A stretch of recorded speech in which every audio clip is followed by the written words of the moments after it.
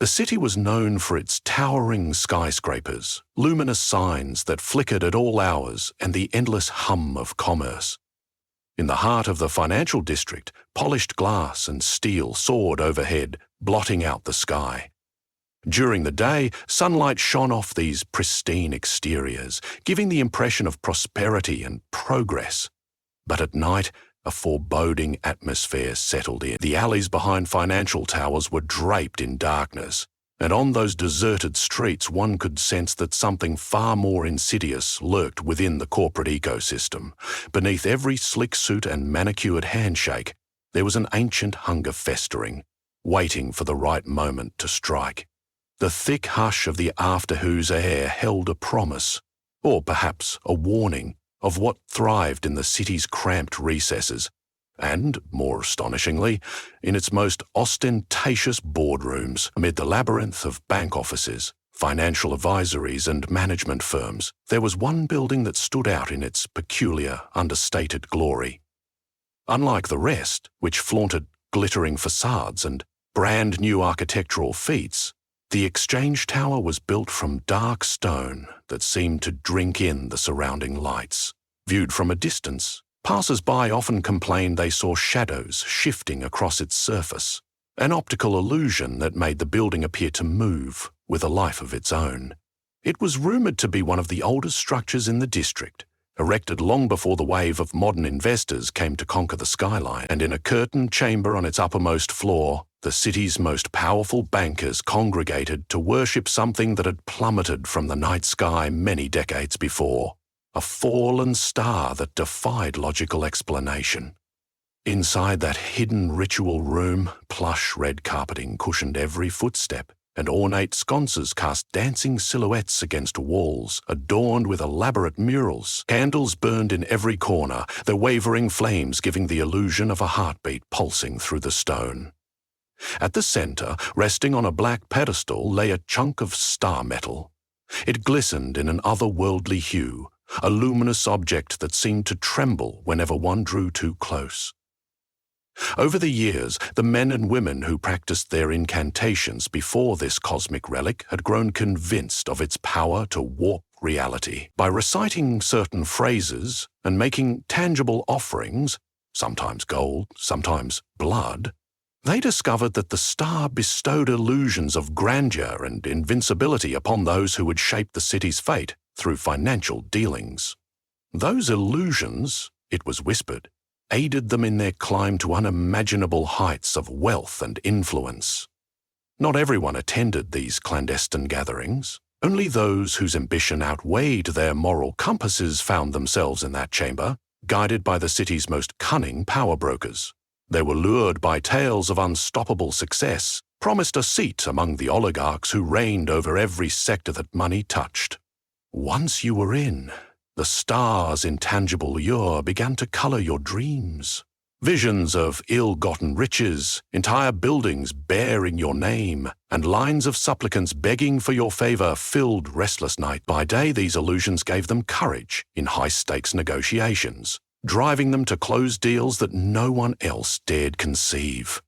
Over time, however, the illusions became addictive, fueling an insatiable desire for bigger risks and even bigger rewards, as though guided by an unseen cosmic hand. Among those who had not yet succumbed to the star's strange influence was Marion Arwell. A straight-laced journalist with the City Chronicle, she had caught wind of rumors and cryptic hints. She had always possessed a keen eye for anomalies and had reported on financial frauds and corporate scandals before. But this was something else.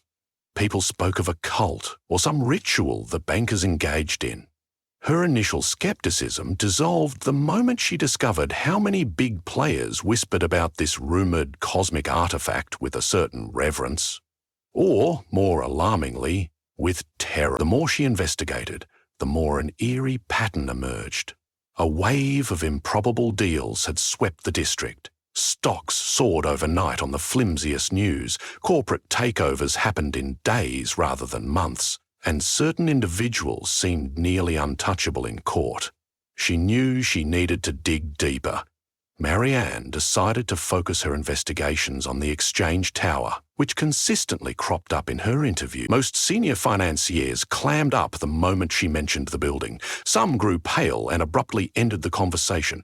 Others ridiculed her for indulging in fairy tales, but the speck of genuine fear in their eyes was impossible to miss.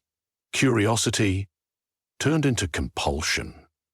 She found herself drawn to the structure's brooding silhouette on evenings when she worked late. From her vantage point at a neighboring office building, she noticed that a single window on the top floor remained lit at odd hours, even on weekends. One night, armed with nothing but a camera phone, a small flashlight, and a notepad, she entered the Exchange Tower's ground floor lobby. Even after business hours, the main lobby bustled with security guards and late-working staff. Suit-clad bankers scurried about, their phone conversations echoing off the marble walls. Marianne blended into the crowd, wearing an understated black coat and carrying a bag that bore no obvious press insignia. The elevator banks beckoned to her like portals to the unknown. She rode one to the 17th floor, then discreetly found a stairwell leading higher. The building's corridors were still and silent, the overhead lighting subdued to conserve energy. She heard every footstep echo, every breath magnified. As she ascended, a sense of dread settled in her gut. It was as though the deeper truths behind the Exchange Tower coiled around her, warning her to turn back. But she pressed on, adrenaline fueling each shaky step. Reaching the top floor, Marianne pushed open a heavy door and entered a corridor lined with rich red carpeting. It was eerily reminiscent of accounts she'd read about secret societies. Muted lighting, columns with intricate engravings, and doors of polished wood bearing no sign or name. At the far end, a soft glow peeked out from beneath a double door. She moved quietly toward it, heart pounding as if it would burst. A second before pressing her ear to the door, she heard voices chanting in low, urgent tones. The hair on the back of her neck bristled. She fished out her phone, preparing to record if she could. Taking a deep breath, she gave the door a slight push, and it opened wider than she expected. The sight inside nearly made her drop her phone. The chamber was filled with robed figures. Financiers, lawyers, hedge fund managers. One man stood behind the pedestal, holding a ledger in one hand and a ceremonial knife in the other.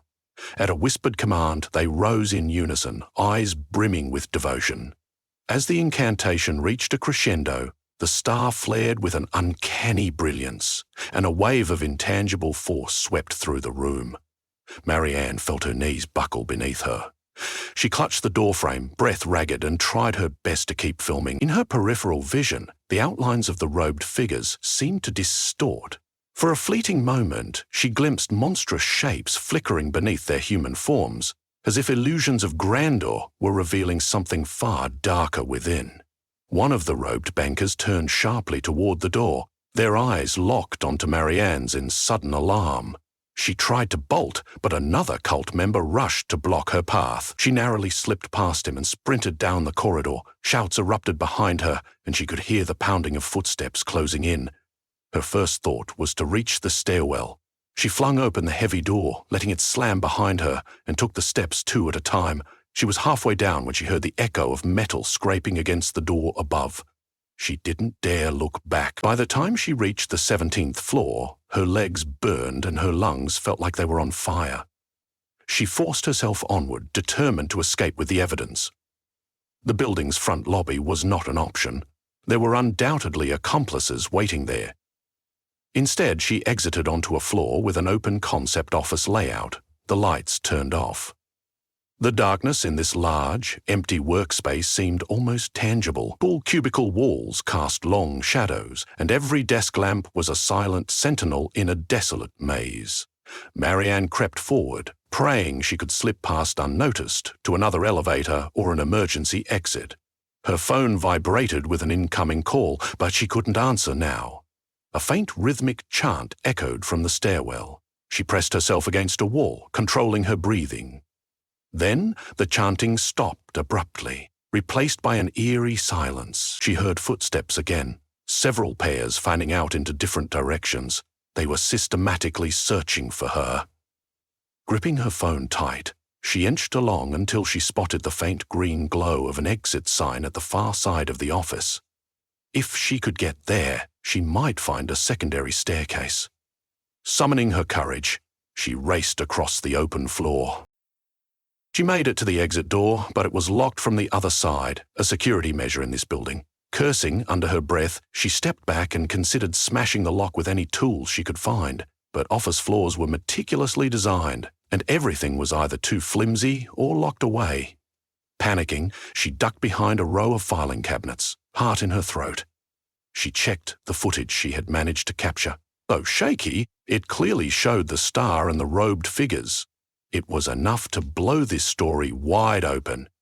If she survived. Suddenly voices rose nearby. She recognized the distinct timbre of a high-ranking bank executive she had interviewed months before. He was instructing his colleagues to find the journalist and bring her to see the star's light.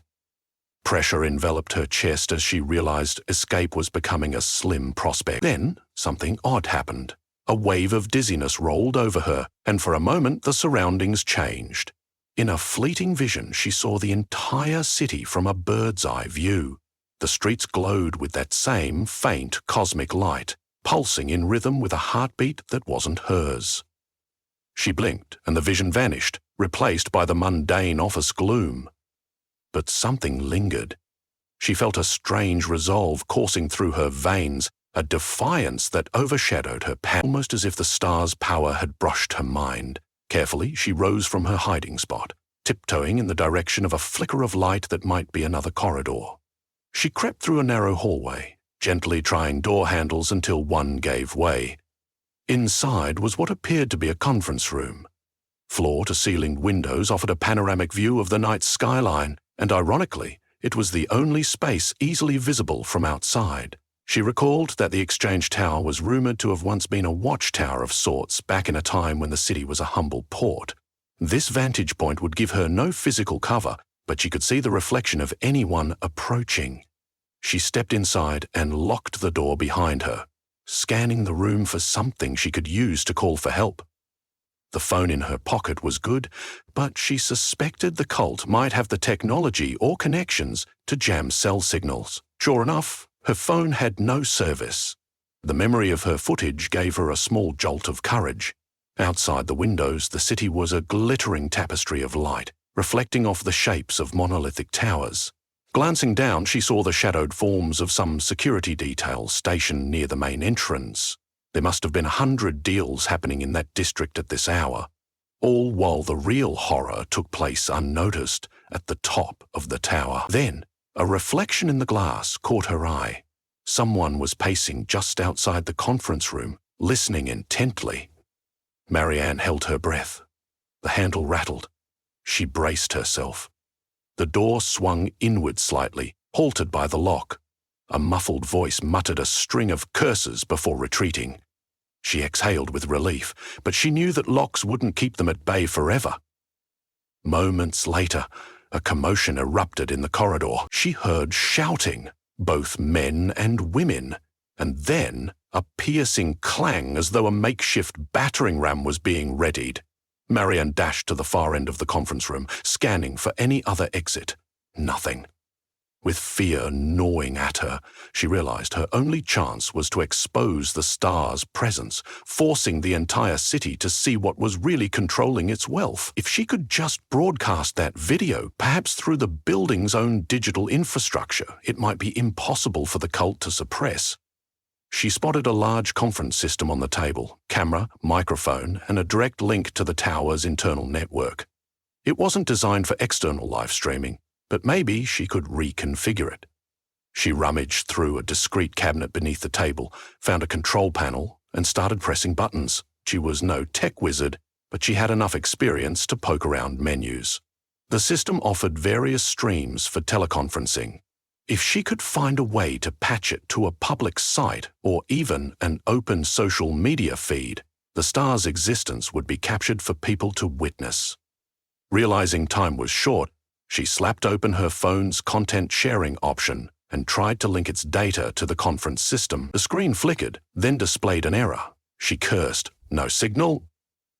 A thunderous crash came from outside. The doorframe rattled. She forced herself to remain calm. Maybe the building had a direct internal server that stored recorded meetings. If she could upload the file there, it might automatically back up to external offsite servers, a standard practice for corporate archiving. She navigated the system's menus, found a suspiciously powerful internal server option, and initiated the transfer. As the file bar crept forward, Marianne could feel her heart thump in her ears.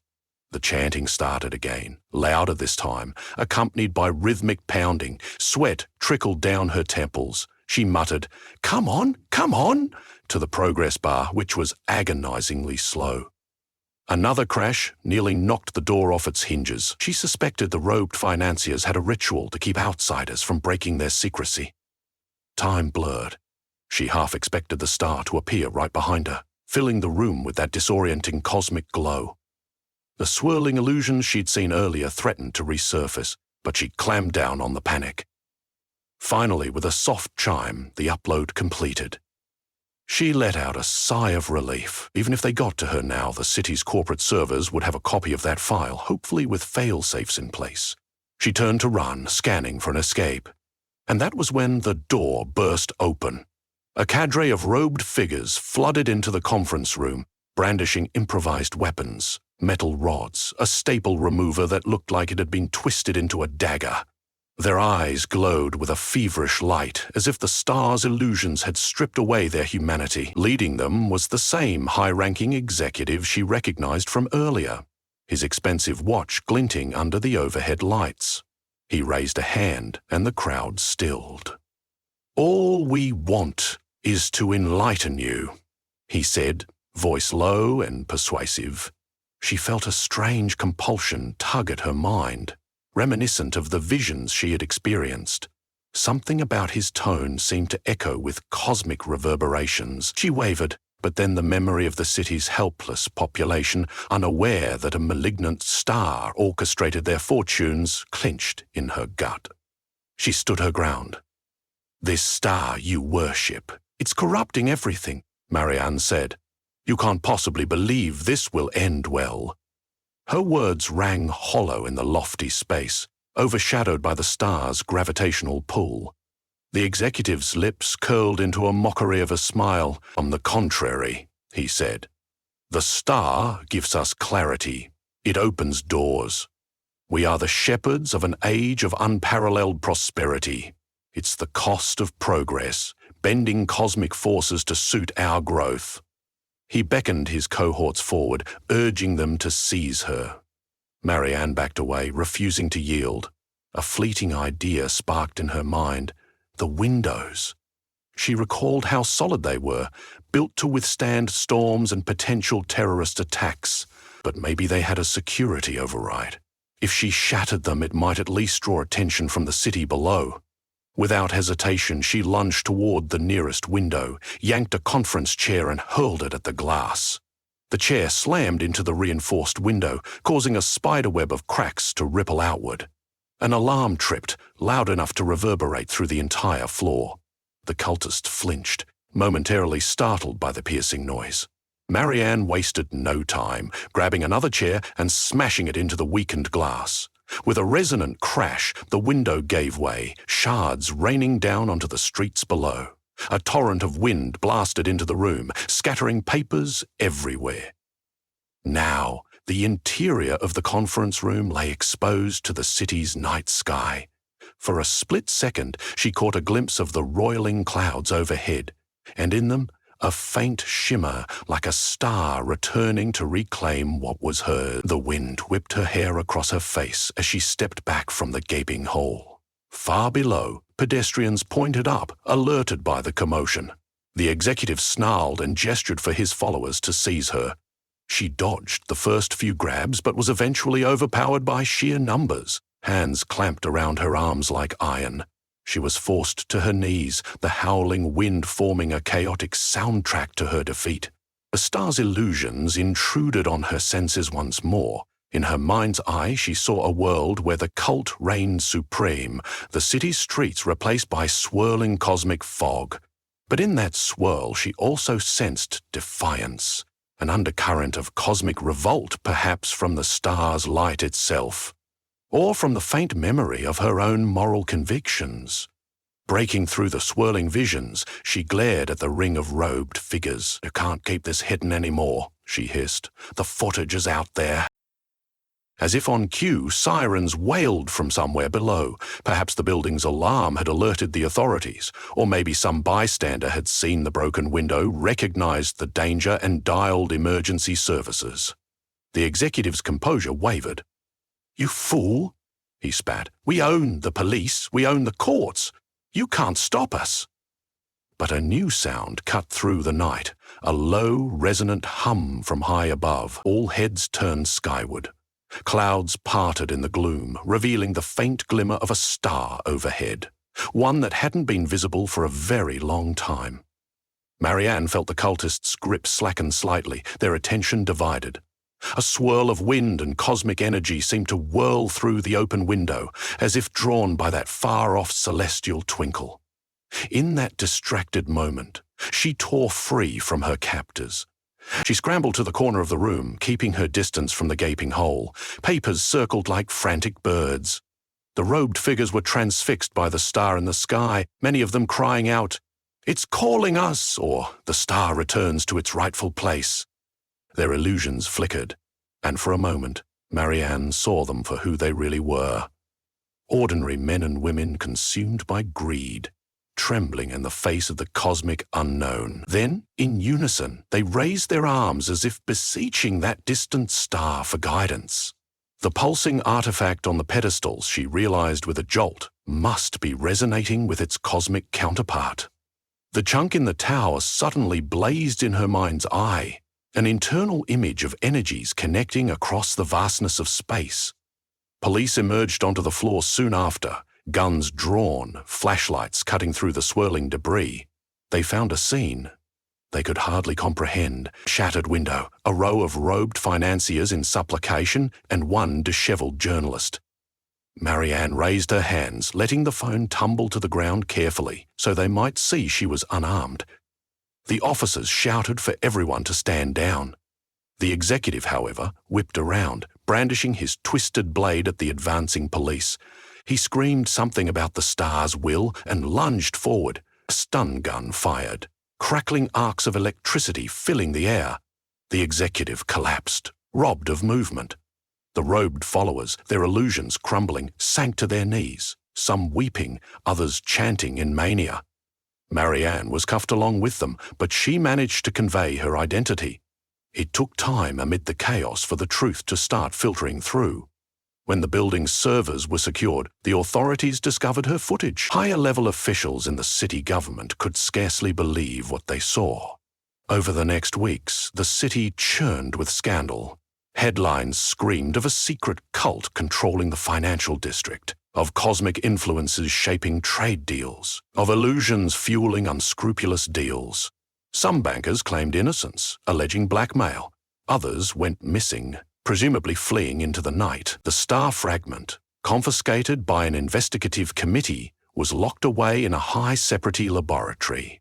Yet rumours persisted that an entire block of evidence files, recordings vanished before the final official report was published. Marianne's article finally went live, albeit in a heavily redacted form. Public interest soared, forcing the government to initiate official inquiries. The city's financial district never quite recovered its former shine as a seed of suspicion took root in the public consciousness. People began to wonder which sector might be corrupted next, and if there were other cosmic artifacts lurking in the shadows. Marianne faced a barrage of legal threats, but her unwavering sense of duty held firm. She continued her work, determined to safeguard the truth. Late one night, she stood on the balcony of her new apartment, gazing at the city lights. The sky was cloudless, and a single star shone brighter than the rest. She felt a chill as she recalled the final moment of her ordeal. the sensation that the star in the sky had answered the call of its fallen fragment. Part of her feared that the cosmic connection was not severed, merely interrupted. Gentle breezes brushed against her face, and she found herself whispering a silent plea that no one would ever again harness such otherworldly power for greed. Yet in the back of her mind, she knew that curiosity and ambition could never truly be vanquished. Like an echo of the star's fallen legacy, lingering illusions still drifted below the city's polished surface, waiting. And though she carried the scars of her encounter, Marianne realized she'd do it all over again to protect those who couldn't see the invisible threads that bound them. The cosmic forces still loomed overhead, a silent harbinger of the city's precarious fate. Maybe, she thought, the star was both a warning and a promise. Whether the promise was of redemption or destruction depended on humanity's will to choose truth over easy illusion.